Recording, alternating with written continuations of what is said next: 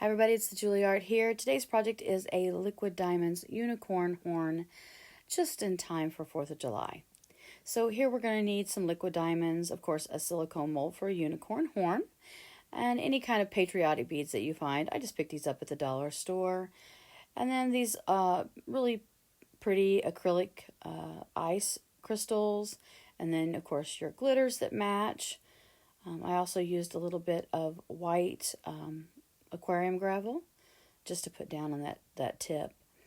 So now here I've just mixed up some liquid diamonds. I love this because the viscosity is so much like water. I know you hear me say that all the time. And then we're using the black diamond.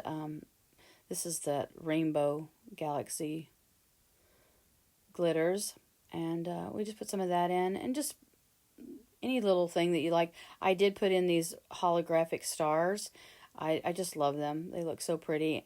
And this clear will kind of migrate through. Now, I will say that if your epoxy gets pretty warm, especially if you're doing a deeper pour, you'll notice that some of these beads are not color fast, and the color will bleed off of them. But I knew that, and so I was not concerned about it. It actually adds to the design. And then here I am putting a little bit of the aquarium gravel into that tip with the resin. And then we'll just start layering in the acrylic pieces, and then, of course, our beads. And then any glitter that we want. And I'm going to cut them down a little just to fit into that first part of that tip. And then what I love about these horn molds is that the edge that spirals, glitter will tend to migrate to that edge. So it's as though you will have left a kind of a line, or, like actually added a coil to it, when in fact you didn't. And so that's kind of nice. But of course you could do any of those powders, and you could brush them on the inside of that, or add wire or gemstones afterward when you're finishing up your horn. I will say the weight of this horn is pretty heavy. I don't anticipate anybody actually wearing it, but it's possible.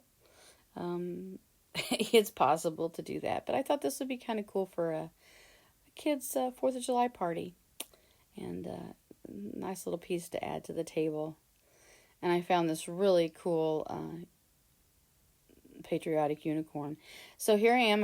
You see there, I've just filled it up. And now we're going to go in and start pouring in our epoxy. And you're going to do this slowly, and kind of watch the side and let it drip down in there.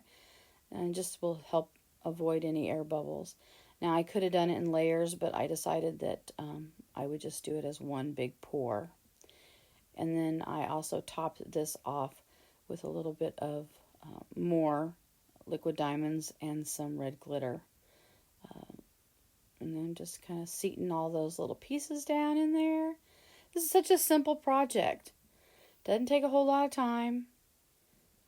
And then here we have it. It's cured. And then I just use a little bit of my soapy water. Once I kind of pull that open, and I just put a little bit of that soapy water in there. And that'll just help release this mold. There is a spray mold release that you can use. The Epoxy Resin store has that, and there's other brands available. But we just get that on there, and then I'll just start pulling it out. And you can see here, where the beads did bleed a little of the color off.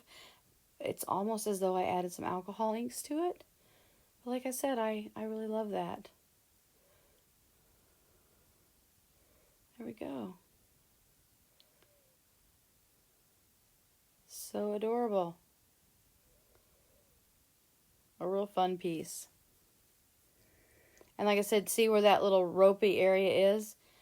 See how the glitter kind of migrated in that? And it looks like I added it on, but I didn't. And you could go through now and glue on your beads or your rhinestones. But I'm really pleased with that. It turned out really cute.